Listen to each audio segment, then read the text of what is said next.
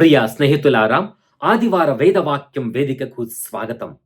ఈ పాస్కా కాలములో మన ప్రయాణాన్ని ఉత్థాన క్రీస్తుతో కొనసాగిస్తూ, నేటి రోజున అన్ని పఠనాలు కూడా మనకు దైవ ప్రేమ గురించి బోధిస్తున్నాయి. మన క్రైస్తవ గీతాలలో నాకు నచ్చిన ఒక పాత పాట. ఆ పాటలోని మొదటి 2 వాక్యాలు ఇలా ఉంటాయి. ప్రేమే జగతికి మూలం, ప్రేమే దైవ స్వరూపం, ప్రేమే నిత్య జీవం, ఆ ప్రేమే మోక్ష మార్గం. ప్రేమే జగతికి మూలం, ప్రేమే దైవ స్వరూపం, ప్రేమే నిత్య జీవం, ఆ ప్రేమే మోక్ష మార్గం. నేటి సువిశేషంలో యోహాను సువార్త 15వ అధ్యాయములో యేసు ప్రభు మనలను ఆహ్వానిస్తూ తన ప్రేమలో వసింపమని, తద్వారా మనకు ప్రేమ ఆజ్ఞను ఇస్తున్నాడు.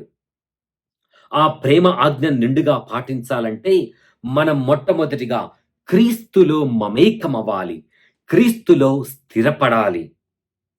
లేకపోయినచో క్రీస్తు మనకు ఇచ్చిన ఆజ్ఞ ఒక అర్థరహితమైనదిగా మిగిలిపోవును.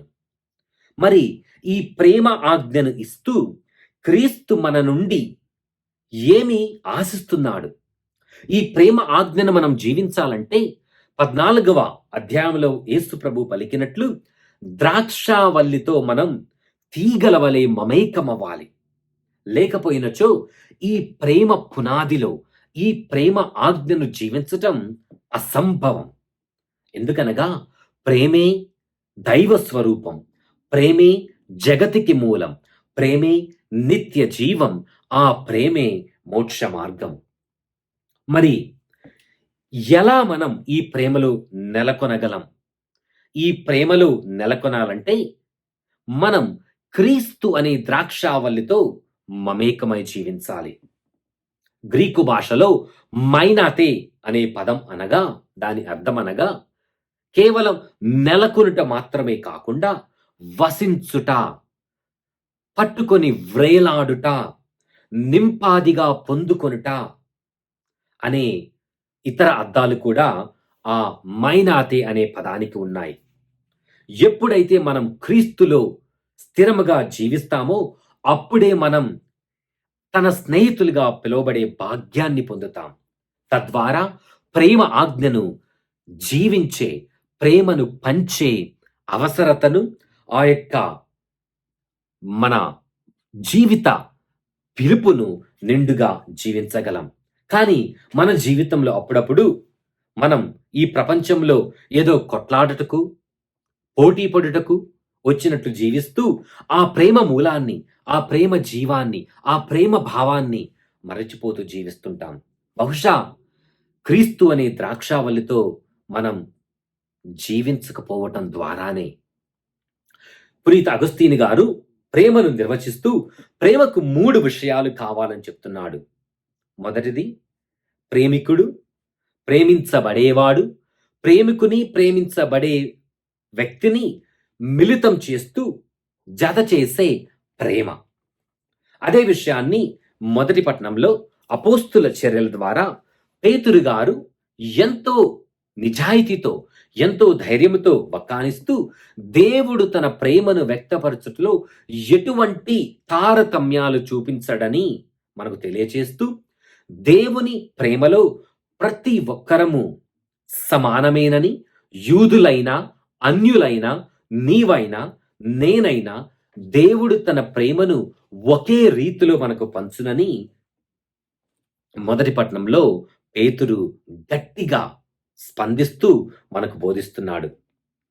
రెండవ పట్టణంలో యోహాను రాసిన మొదటి లేఖలో మరొకసారి ప్రేమ యొక్క నిర్వచనాన్ని మనకు తెలియచేస్తూ, బైబిల్ గ్రంథంలోని అన్ని వాక్యాలలో దేవుని యొక్క తీరు తెందును, దేవుని యొక్క ఉనికిని ఈ ఒక్క వాక్యము ద్వారా మనకు తెలియజేస్తున్నాడు. ఆ వాక్యం ఏమిటనగా, దేవుడు ప్రేమ స్వరూపి, దేవుడు ప్రేమ స్వరూపుడు. ఈ యొక్క దైవ ప్రేమ స్వభావము ద్వారా మనలందరినీ ఈ ప్రేమ వలయంలోనికి క్రీస్తు ఆహ్వానిస్తున్నాడు. మరి ఎలా జీవించగలం ఈ ప్రేమ వలయములో?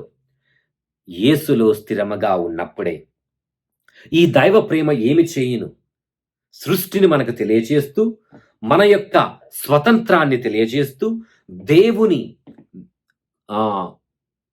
మనకు ప్రసాదించే తన ఉపకార జీవితమును మనకు తెలియజేస్తూ, క్రీస్తులో మనకు ప్రసాదించే ఆ రక్షణను, మరి ముఖ్యంగా మన జీవిత అనంతరం పరలోకంలో జీవించే జీవితం గురించి కూడా మనకు ఈ ప్రేమ మనకు తెలియజేస్తుంది. ఈ దైవ ప్రేమ మనకు యేసును, మనకు జీవాన్ని ఇచ్చే వ్యక్తిగా, మనం కోల్పోయిన ఆ దైవ సంబంధాన్ని మరొకసారి నిర్మించే వ్యక్తిగా, మరియు లోక రక్షకుడిగా మనకు ఈ ప్రేమ తెలియజేస్తుంది. మరి ఇటువంటి ప్రేమ ఆజ్ఞను జీవించాలంటే, ప్రేమలో మనం స్థిరముగా ఉండాలంటే, ముందుగా మనం దైవ ప్రేమను అర్థం చేసుకోవాలి. ప్రేమే జగతికి మూలం, ప్రేమే దైవ స్వరూపం, ప్రేమే నిత్య జీవం, ఆ ప్రేమే మోక్ష మార్గం.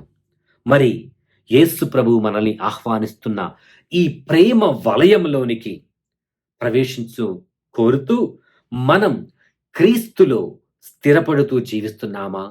ఆలోచిద్దాం, ధ్యానిద్దాం, ప్రార్థిద్దాం. గురుశ్రీ ప్రవీణ్ లక్కిశెట్టి దేవుడు మన దీవెనలను, మన ప్రార్థనలను బహుగా ఆశీర్వదించునుగాక. ఆమెన్.